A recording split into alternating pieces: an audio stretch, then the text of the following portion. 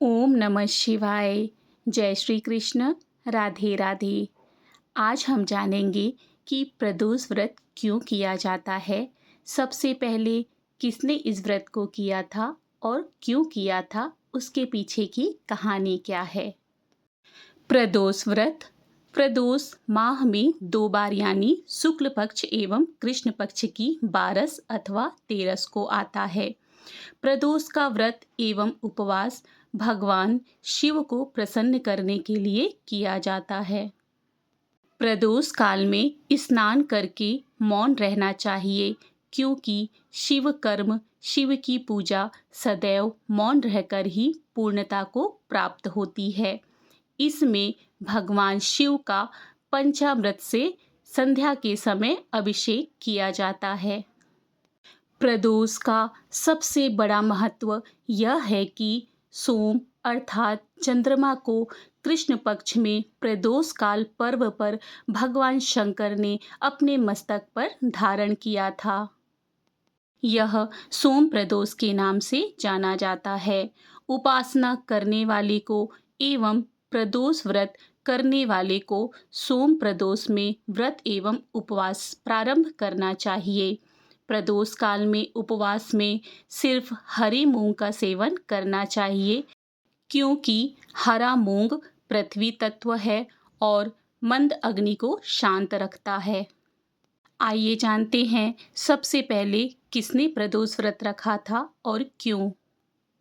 पौराणिक कथा के अनुसार चंद्रदेव का विवाह दक्ष प्रजापति की 27 नक्षत्र कन्याओं के साथ संपन्न हुआ था।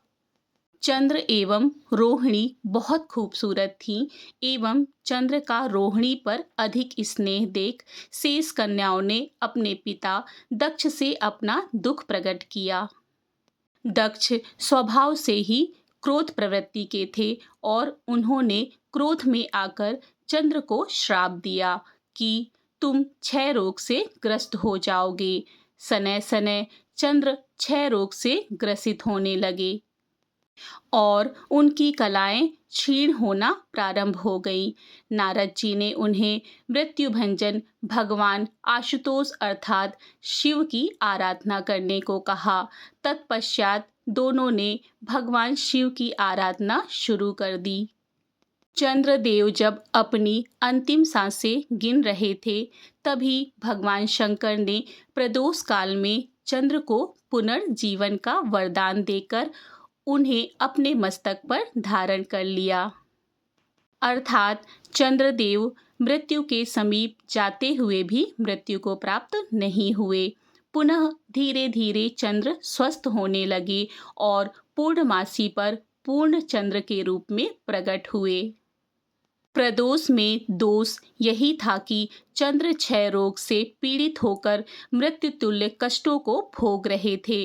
प्रदोष व्रत इसीलिए भी किया जाता है कि भगवान शिव ने उस दोष का निवारण कर उन्हें पुनः जीवन प्रदान किया। इसीलिए हमें उस शिव की आराधना करनी चाहिए जिन्होंने मृत्यु को पहुँचे हुए चंद्र को मस्तक पर धारण कर लिया। सूर्य के मकर राशि में प्रवेश के बाद शिव महारात्रि का आगमन होता है। भगवान शिव पंचमुखी होकर 10 भुजाओं से युक्त हैं एवं पृथ्वी, आकाश और पाताल तीनों लोकों के एकमात्र स्वामी हैं। शिव का एक रूप ज्योतिर्मय भी है। एक रूप भौतिकी शिव के नाम से जाना जाता है, जिसकी हम सभी आराधना करते हैं। ज्योतिर्मय शिव पंच तत्वों से निर्मित है। भौतिक शिव का वैदिक रीति से अभिषेक एवं मंत्रोच्चारण द्वारा स्तवन किया जाता है। ज्योतिर्मय शिव के निकट साधक मौन रहकर अपना कर्म करता है। ज्योतिर्मय शिव तंत्र विज्ञान के द्वारा दर्शन देते हैं, बशर्ते साधक को गुरु का पूर्ण मार्गदर्शन होना चाहिए, क्योंकि तंत्र विज्ञान शिव का तेज अर्थात तीसरा नेत्र है। इस विज्ञान को जानने वाले जितने भी हुए और जिन्होंने भी शिव के इस रूप के दर्शन किए, सब ने इस ज्ञान को गोपनीय रखा है। इस शास्त्र को गोपनीय रखने के पीछे एक कारण यह भी है कि शिव के तत्वों का संपूर्ण रहस्य उजागर हो जाएगा तो इसका दुरुपयोग घातक सिद्ध हो सकता है। दर्शन शास्त्र में जब सीधे ईश्वर के दर्शन, उनकी कलाएं सामने आती हैं तो मनुष्य जीवन का वास्तविक अर्थ समझ में आने लगता है। परमहंस आवृत्ति जिसमें इंसान बालक स्वरूप हो जाता है तब वांछित रूप में ईश्वर के दर्शन करता है। शिव परिवार पंच तत्व से निर्मित है। तत्वों के आधार पर शिव परिवार के वाहन सुनिश्चित किए गए हैं। शिव स्वयं पंच तत्व मिश्रित जल प्रधान है।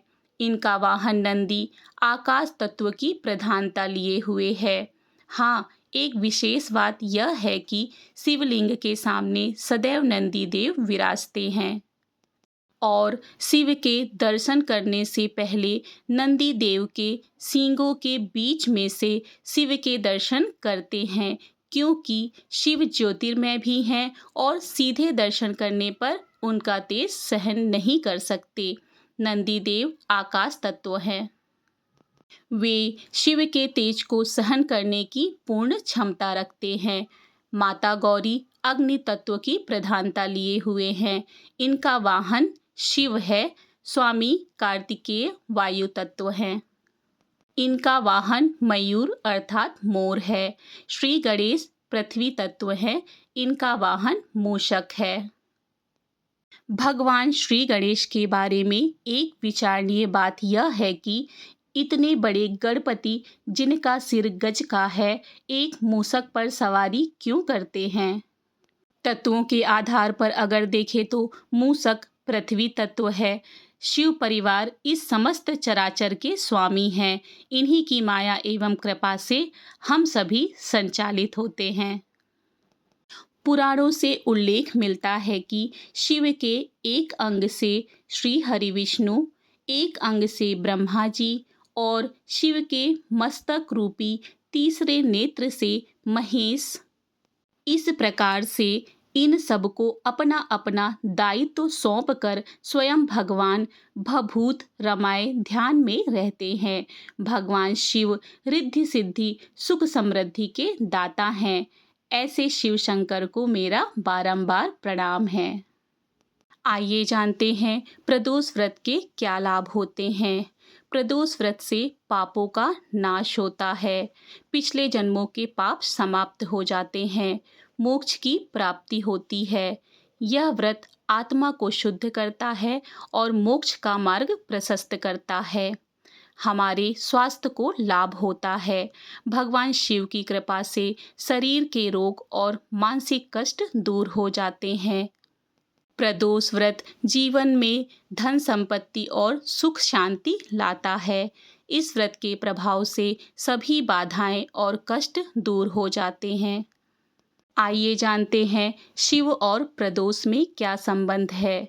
महादेव को नटराज के रूप में प्रदोष काल में नृत्य करते हुए दर्शाया गया है। मान्यता है कि इस समय शिव और पार्वती कैलाश पर्वत पर नृत्य करते हैं।